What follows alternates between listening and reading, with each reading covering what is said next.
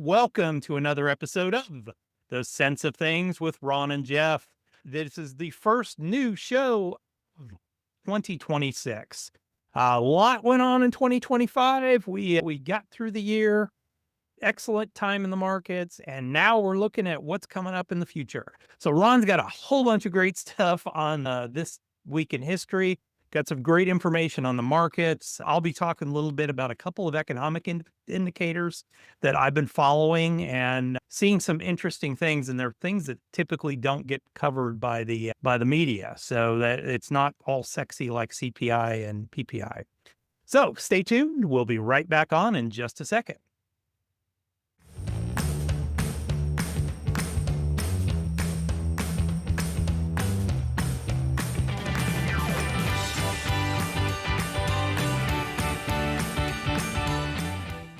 Hi, everybody. Welcome to the show. Ron, how are you, my friend? Happy New Year. Yes, Happy New Year to you too. So I heard some people debating on how far into January you're allowed to say Happy New Year to people. Okay, I haven't seen you since last year, so I can say Happy New Year. I know. Not for you and me. I'll say Happy New Year to you in July. It don't matter. Yeah. I just thought it was funny, but Yeah, I don't know how far you can go into it, but I'm still getting Happy New Year's it's out of almost people like that I haven't seen. how far into January until you could take down your Christmas tree. You've Yes. heard that debate too. Most Yeah. people will take it down by New Year's, but some people will let that go sometime in the January. Yes, I've got people in my neighborhood that still have their Christmas lights up, and it's now the I don't 9th. mind that. That's great when you're coming home. And no, I'm sorry. A problem with it? Yeah. No, What do you I'm s- sorry. Dude, The Totally 26th, comes out. all the Christmas stuff comes down, man. It's been up for a month. It's time for it to come down. After the holiday, I'm done with it at that point. That's right. So, I was actually in the supermarket on New Year's Day, January 1st. Valentine's stuff was oh, here. really? One bag of my Brock's farts. I'm good to go. We walked into Hobby Lobby and it was like the land that Christmas forgot, man. It was all spring stuff already. So I love it. I love it. All right. cool, man. Let's kick us off with some fun stuff. All right. So we're going to go through these quick. We got a lot of things, and then the next slide is going to be that much more fun or scary, depending on how you feel. In 45 BC, I thought this was Okay. interesting. The Julian calendar takes effect for the first time on New Year's Day, meaning Nice. essentially it's the calendar that we almost know today. Okay. 1809, I spelled his name wrong. Louis Braille is born, creating Braille for blind people to read. Nice. 1818, Mary Shelley's Frankenstein is published, if you're a Mary Shelley or a Frankenstein fan. In 1835, I had to put this one Could in. be, however, it could be Frankenstein. And actually, most people forget Frankenstein was not the name of the monster; it was the name of the doctor. His name of the doctor. Yeah, Yes, he's just the monster. yes. 1835, U.S. debt reaches zero for the first time. I think we just passed 38 trillion. It is getting bad. It is getting bad, and that's a discussion for another time because I think I already beat that to death last year. Yeah. 1847, Samuel Colt sells his first revolvers to the U.S. government. His most famous one was the Colt 45. Yes, but the one that he sold was actually a Texas original started by the Texas Rangers. So the Colt Patterson revolver was created for the Texas Rangers. Okay. 1861. This was news to me. Delaware rejects a secession from the Union 2 weeks after South Carolina becomes the first state to succeed. I did not know that. Did not know that either. Yeah. And I thought it was interesting because, all right, I know, because if you see 1861, this was right about when the Civil War was about to begin. Why was even Delaware contemplating that? Yeah. But you start thinking about it. I'm like, okay, I couldn't tell you what side Delaware fought on in the Civil War because it's in that it's technically below the Mason-Dixon line, but I guess it fought on the side of the North. It's next to, it's the northern Maryland and part of Pennsylvania touches. Yep, exactly. All right. 1863, Abraham Lincoln signs the Emancipation Proclamation. 1892, the first immigrants arrive at Ellis Island.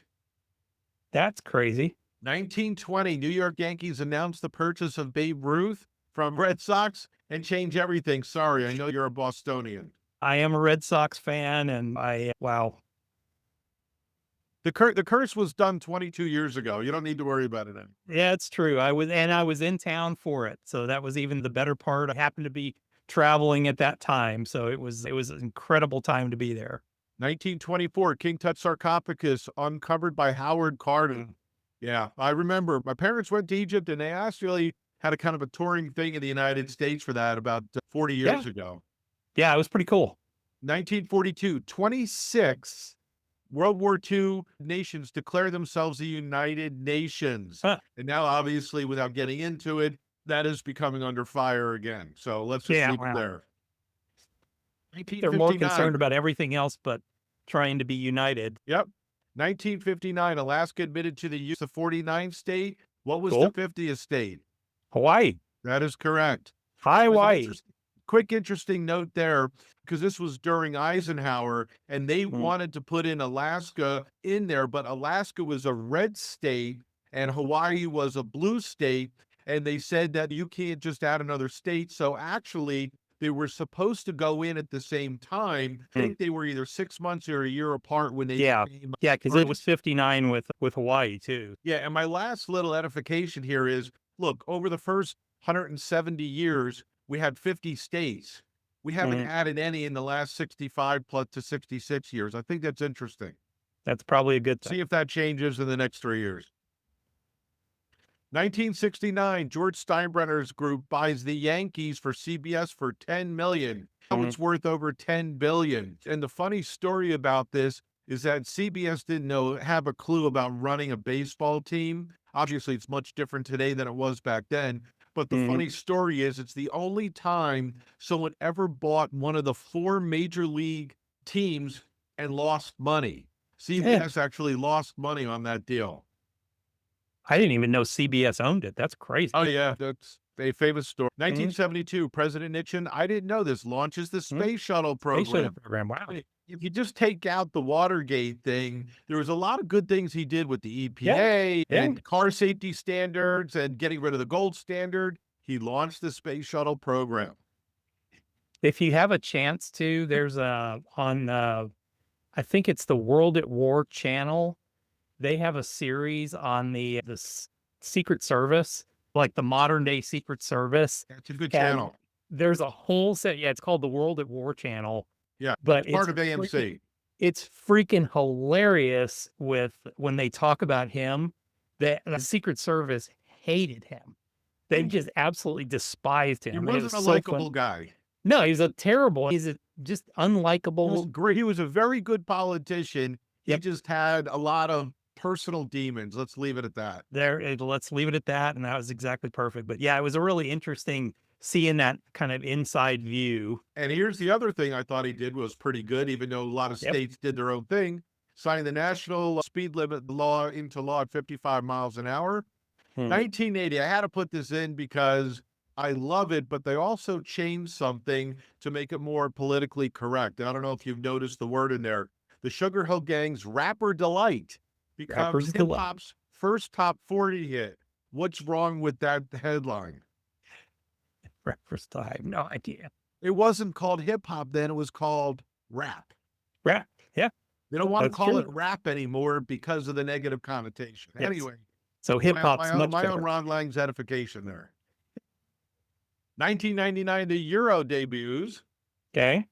2004, the Mars exploration rover Spirit safely lands on the red planet. I haven't heard anybody debate that was a hoax too, like the moon landing. Yeah. 2006, I remember I watched this game. Doug Flutie makes the NFL's first drop kick since 1941. And of course, he had to do it. And it was like, I will never forget his celebration, everybody laughing, even the refs were laughing. Like, oh, like, I can't believe you just did that. You did this drop kick. I always loved on Saturday Night Live when he was around. They were like, Doug Flutie and his sisters, Trudy and Judy Flutie. I don't. All right, so here. Where's the beef? I had to do this. Where's the beef? So there was an article out. I saw it on LinkedIn that the McDonald's is facing a lawsuit over the McRib ingredients. And coming into question is basically identifying that if you look at the bottom of the yellow section, does not contain any meaningful quality of actual pork rib meat. Indeed, none at all. Now, when I saw this, and I'll let you comment in a second, I remember, look, I'm sure we could find 24 stories, but I remembered a couple of the things. I did a search. Taco Bell's mystery meat. What is actually in the beef? And it's a lot of like soy products that are all approved. Yay. And down here, they say it's 88%. I remember the original story being around 40, but they said it's actually 35% beef. What the hell is the other 65%? Now, I will tell you, my wife, who started her working career as a manager for Taco Bell, Okay. back in the day, they actually took real, actual ground beef and put it in a thing, and they stirred it up and cooked it that way and everything else. The beans were it was all hand cooked, fresh stuff. And then they started boiling bag things, and God knows what's in those boiling bag things. I hear you. And then my last one was Jack in the Box. I remember this from a few years back. They got wackadood because this wasn't I remember the thing about the beef, but this one was about their chicken nuggets contain soy protein concentrate, Hey, which you're is lucky. considered a filler. I don't even know what the hell that is. You are lucky it's that. I remember watching Jamie Oliver did a series on like lunches, school lunches here in the United States. He did this in England. He came here and did it, and he was showing like the chicken nuggets that they do inside of schools here in the United States. Basically, what they do is they don't even take the meaty part of the chicken. They take all the bones and the bits and pieces and parts and grind it up into a paste and turn it into a chicken nugget. And it was the grossest thing I've ever seen. And the kids, he's like, hey, does anybody want to try one of these? And the kids are all like, oh, yeah, I want to try that. It looks good. This is my fun part. It's called a patty. Only the word chicken is listed, and it contains modified food starch.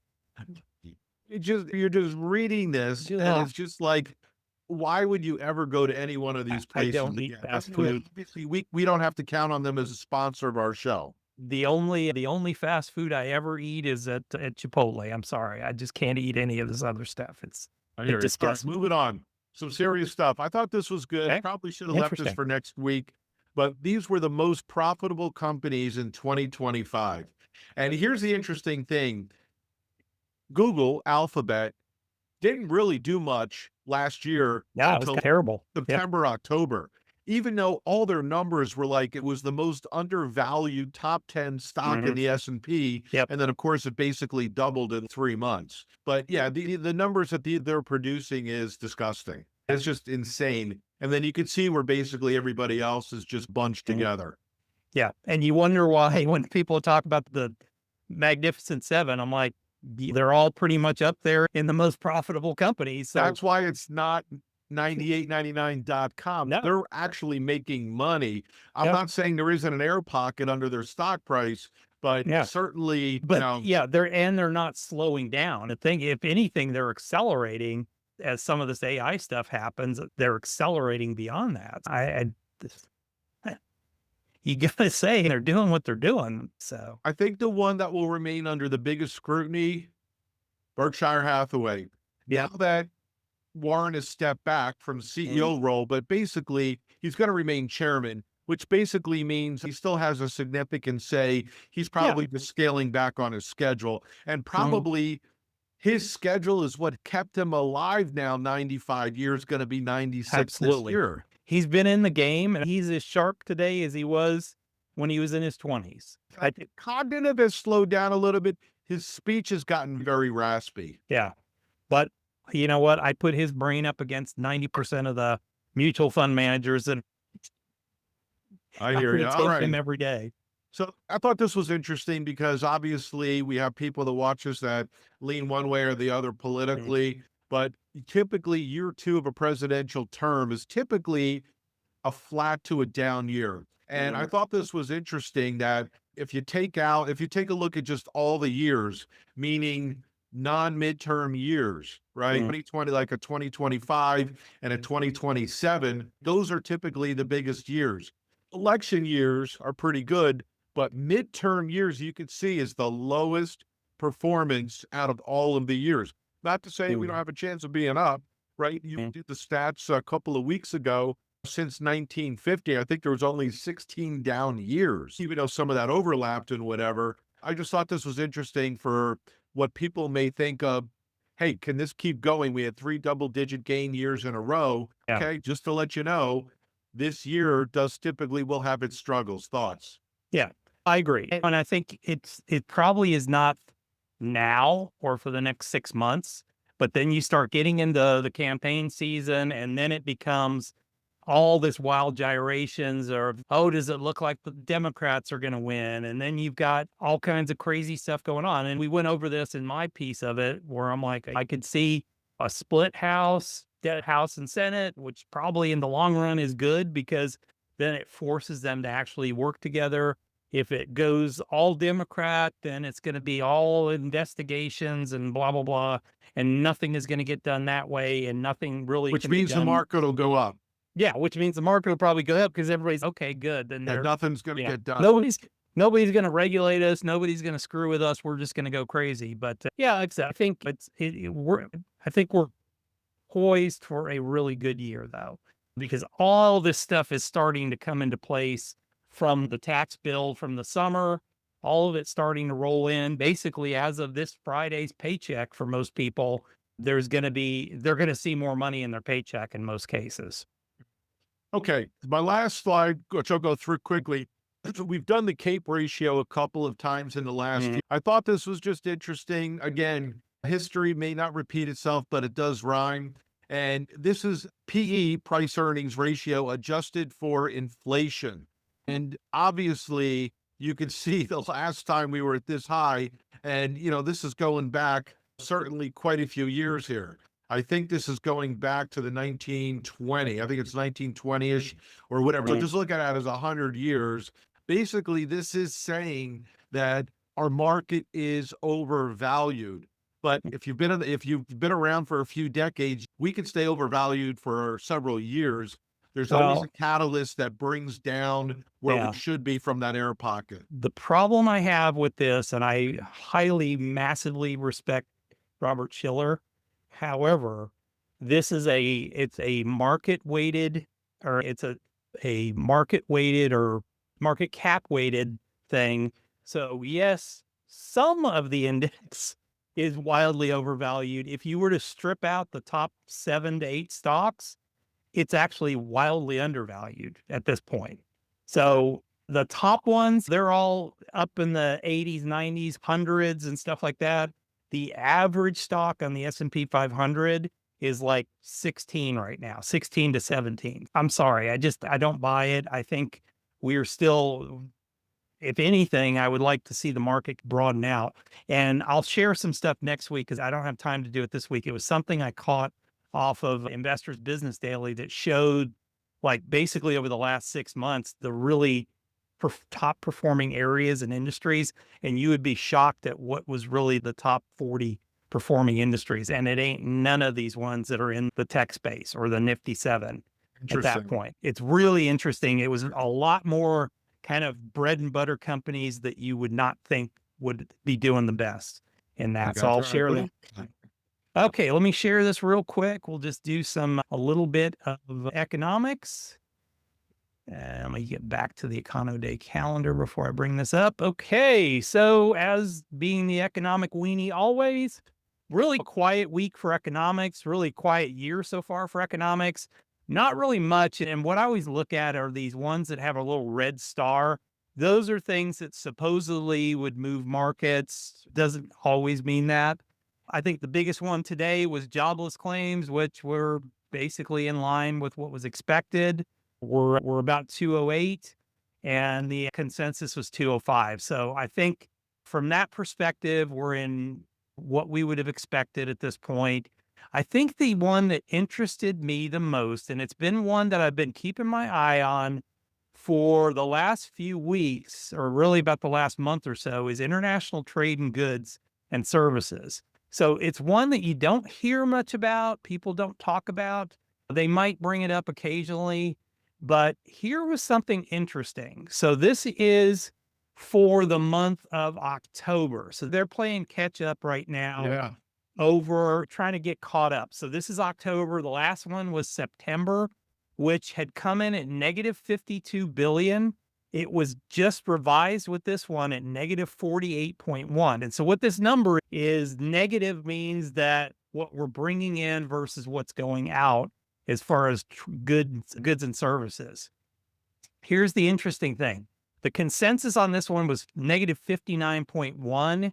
It actually came in at negative 29.4, which is off the charts amazing. And it's interesting because I was trying to figure out, okay, what does this thing actually look like in reality? So here is from the St. Louis Fed. I'm a big fan of their stuff. And this is interesting to see that if you look back to 1992 and you look at how our government has been in this kind of, we're not going to produce things and we're going to soften the dollar and everything else, and look at how our trade deficit has gone down. And then we saw a huge drop down right at the beginning of the Trump presidency because of the taper or the tariff tantrum. Everybody went, oh my God, we've got to order all this stuff from overseas. And then as of recent, it's been fighting its way back up. And then, of course, for September, it was negative 52. For October, it is negative 29. So we are coming back massively here, and it's higher than it's been since before 2020. The interesting thing is we're going to get a flurry of information over the next few days or few weeks. And so I just actually ran this in Grok to find out what the schedule is for these. So January 29th, we get November numbers. February 5th, we get December numbers. And then we get back on the normal schedule in March. We're always about 2 months behind. So we'll get back on the normal schedule. So we're going to get a flurry of this information over the next few weeks, but it's going to be interesting to see how that is really working in favor. Now, is that because everybody bought all the stuff that they needed earlier in the year and we've just been skewed that way? Or is it really truly that we're producing more that's being sent overseas? Why would it have fallen so much in the end of 24, beginning of 25? So this was right around, this is February and April. So this is when they started talking about the tariffs. And if you remember, a lot of them were talking about how we were, oh my God, there's going to be these horrible. So we just see business for 2 or 3 months? Yeah, no, this means that there was more incoming than outgoing.